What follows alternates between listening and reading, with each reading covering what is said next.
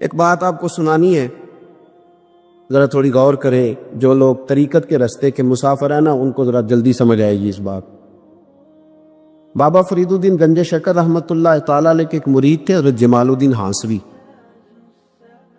بابا صاحب کو مرید سے بڑا پیار ہو گیا. وہ ہانسا کے رہنے والے بابا صاحب پاک پتن کے، تو وہ بیچارے اکیلے بھائی تھے، والد بھی فوت ہو گیا تو ماں بوڑھی تھی. بابا صاحب نے ان سے کہا کہ تو پاک پتن آ جا. کہنے لگے حضور ماں نہیں اجازت دیتی، اگر آپ کہتے ہیں تو آ جاتا ہوں. تو بابا صاحب فرمانے لگے اگر نبی پاک نے اویس کرنی کو بلایا ہوتا تو میں بھی تجھے بلا لیتا، لیکن نبی کریم علیہ السلام نے انہیں نہیں بلایا تو لہذا میں تجھے بھی نہیں بلاتا. لیکن پیار بڑا تھا تو بابا صاحب کہنے لگے چل تو پاک پتن نہیں آتا تو میں تو تیرے گاؤں آ سکتا ہوں. 3 سال بابا جی مرید کی خاطر اس کے گاؤں میں چلے گئے. ان بھی پیٹو جاندے نے مرید کی خاطر، پر مرید پجاروں والا ہونا چاہیے. غریب ہوتے پھر انہوں نے راہ اوکھا لگتا ہے، پھر مشکل ہوتا ہے. چلے جاتے ہیں اب بھی چلے جاتے. ماڑا ہے تو انہوں کہنا ہے تو جمعراتی آئی سویرے 8 بجے. ہاں تو کدھر آ گئے. تگڑا ہے تو انہوں کہتے ہیں تو بڑی لیٹ آیا، تو تے راتی خواب وچ بھی آیا سویرے. خدا بندہ یہ تیرے سادہ دل بندے کدھر جائیں. فقر بھی عیاری ہے، شہنشاہی بھی عیاری. میرے بھائی سنے، بابا صاحب نا 3 سال مرید کے ہاں چلے گئے. 3 سال ہانسا میں آپ نے قیام فرمایا. 3 سال. والدہ تو ان کی جلدی انتقال کر گئی، لیکن بابا صاحب وہیں رہ گئے. تو وہ حضرت جمال الدین بڑے خوبصورت تھے، بڑے پیارے تھے، ویسے بھی ادائیں بڑی اچھی تھی ان کی، عالم فاضل. حضرت خواجہ بہاؤالدین زکریا ملتانی ایک دفعہ پاک پتن آئے بابا فرید صاحب کو ملنے، تو انہیں جمال الدین ہانسوی پسند آ گئے. انہوں نے ملتان جا کے بابا فرید کو خط لکھا کہ میرے سارے مرید اور خلفاء لے لے پر اپنا جمال الدین مجھے دے دے. تو بابا صاحب نے جواب میں ایک کی جملہ کا اور بڑا شاندار کہا. کہنے لگے بہاؤالدین حد کرتے ہو، کبھی کسی نے اپنا جمال بھی کسی کو دیا ہے؟ وہ تو میرا جمال ہے، یہ بھی کبھی کسی نے کسی کو دیا ہے؟ اللہ اکبر.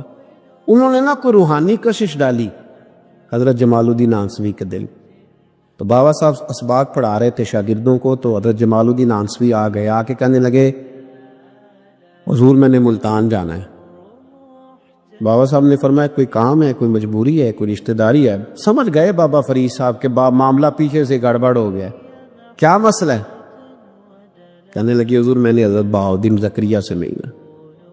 محبت میں شراکت داری نہیں قبول ہوتی نا.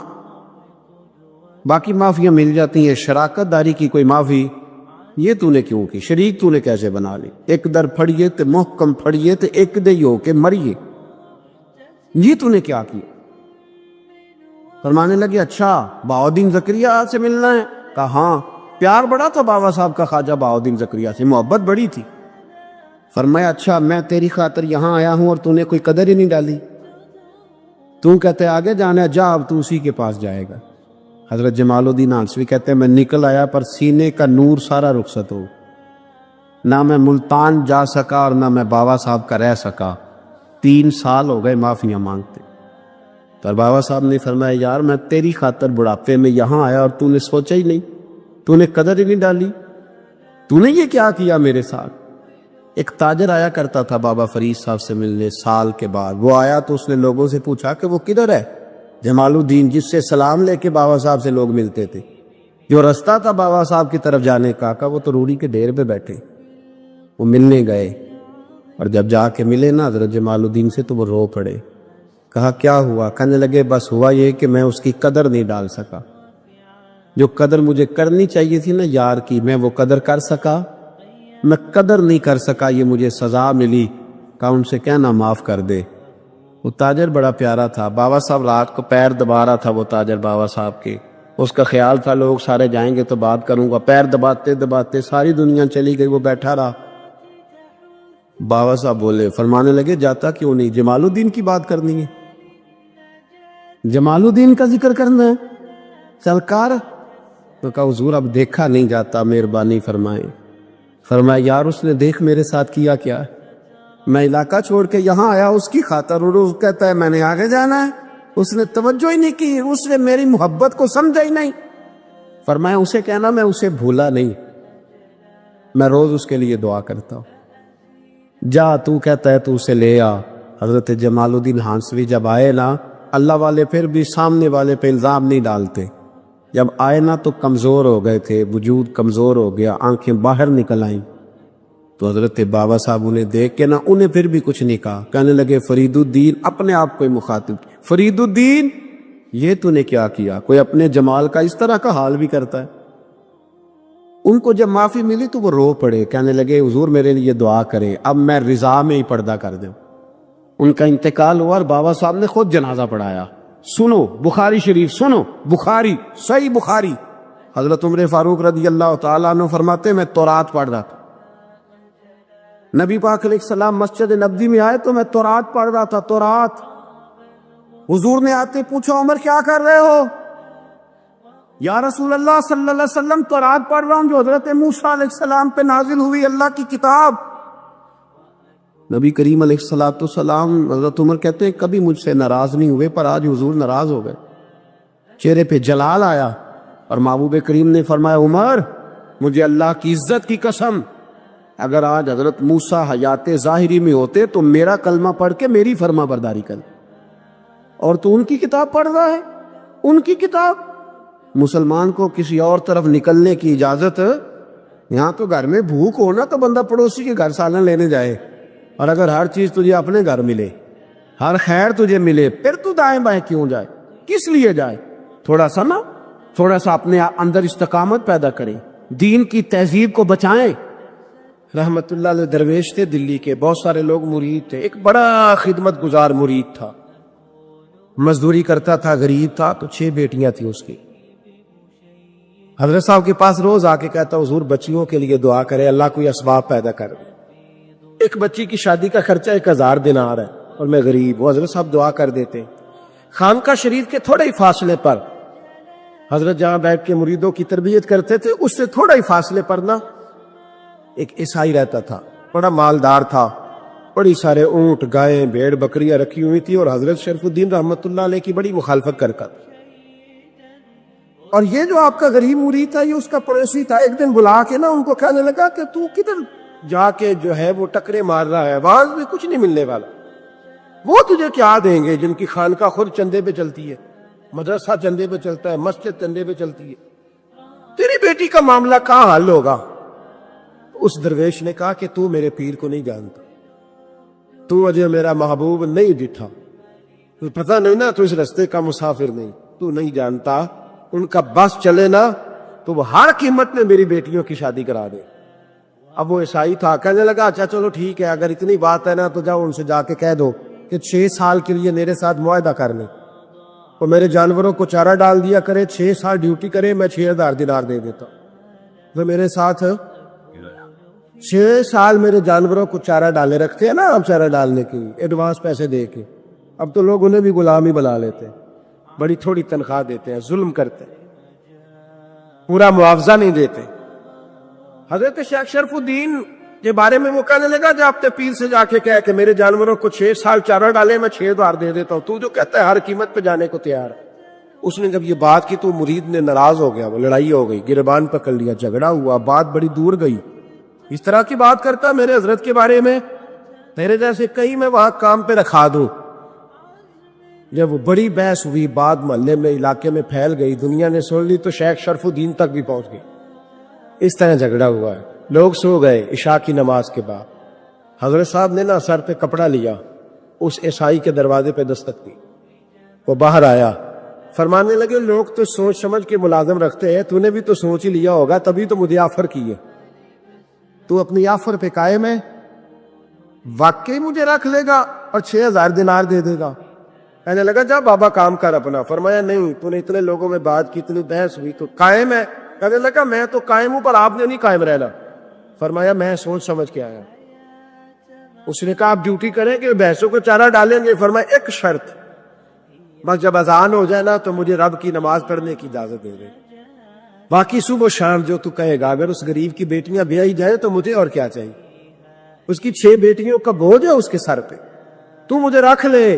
اللہ اکبر۔ وہ کہنے لگا چلے پہ میرے ساتھ خط بندگی کر لے، آج کل ہم اس کام کرتے ہیں، اس زمانے میں خط بندگی ہوتا تھا، غلامی کا خط، قاضی شہر کے پاس، یعنی اس کا خیال تھا کہ چلو اس کام کی بات کروں گا تو بھاگ جائیں گے، فرمایا چل میں تیار ہوں۔ قاضی تک گئے، طے ہو گیا، 6,00,000 دینار دے دیے۔ حضرت نے مرید کو بلایا، فرمایا پتر یہ لے جا، جا میری بیٹیوں کو روانہ کر دے۔ کہنے لگا حضور یہ کیا کر رہے ہو آپ، کچھ سوچے؟ فرمایا یار جب تجھے بیٹا بنا لیا تو پھر میری پوتیاں تو لگتی ہیں نا، میرا حق تو بنتا ہے نا، جا کے ڈیوٹی کر، ان کو بیاہ دے۔ بات پھیل گئی، بادشاہ بھی عقیدت مند تھا، وہ 12,000 دینار لے کے پہنچا۔ کیا بتاؤں ان رب کے بندوں کا دل کیسا ہوتا ہے، کیا درد ہوتا ہے، کیا رنگ۔ 12,000 دینار لے کے بادشاہ آیا اور آ کے حضرت کو پیش کیے کہ حضور آپ دیں اس عیسائی کو ڈبل دیں اور جائے کام کریں۔ آپ فرمانے لگے تو پیسے دے، شرطیں نہ لگا، میرا جہاں دل کرے گا میں خرچ کروں گا، مجھے تو مزہ ہی اب آنے لگا ہے، ابھی تو لطف آ رہا ہے، ابھی تو ذائقہ آیا ہے کچھ کرنے کا، پیسے دینے ہیں تو دے، پابندی نہ لگا، جہاں میرا دل کرے گا میں۔ اس نے کہا حضور ٹھیک ہے رکھ لے۔ حضرت نے فجر مسجد میں پڑھی، جیب میں 12,000 دینار تھے، اعلان فرمایا بھی کسی اور کی بیٹی بھی بیٹھی ہے تو پیسے میرے پاس ہے۔ وہ 12,000 دینار بھی بانٹ دیا، اور 12,000 دینار بانٹ کے نا تو پھر چلے گئے کھیت میں چارہ کاٹنے۔ اس عیسائی کو کسی نے بتلایا کہ ان کے پاس تو 12,000 آیا ہے پر تجھ سے جان نہیں چھڑائی انہوں نے، وعدہ یہ ہوا تھا کہ 6 دیں گے تو جائیں گے، جب تک دیں گے نہیں تیرے گھر میں کام کریں گے۔ وہ نا چارہ کاٹ رہے تھے، حضرت صاحب تو وہاں پہنچ گیا، دور جا کے کھڑا ہو گیا، کہنے لگا بابا پہلے تو میں نے مسلمانوں کے اخلاق سنے تھے، اب تو میں نے دیکھ بھی لیے، اور یہ بتا جب 12,000 آیا تھا جان کیوں نہیں چھڑائی؟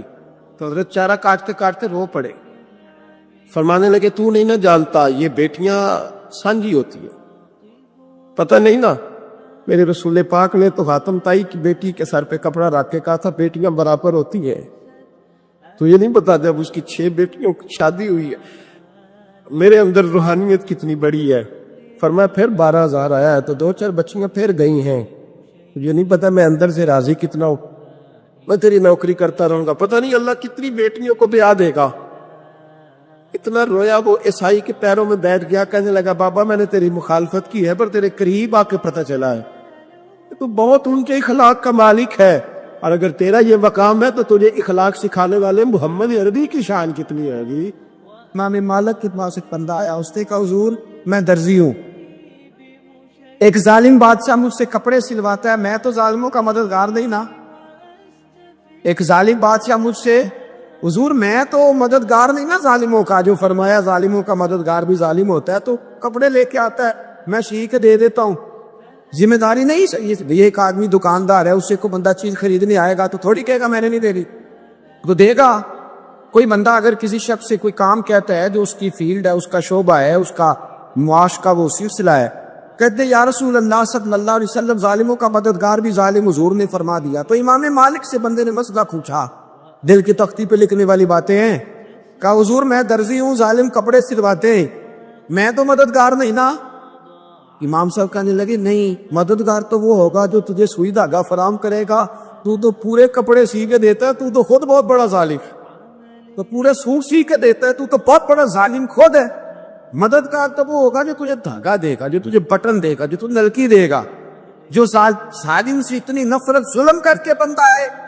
یہاں تو ہمارے زمانے میں ہیرو بن جاتے ہیں لوگ، ظالم ہیرو ہے، لوگ اس سے ڈرتے پھرتے گھومتے پھرتے۔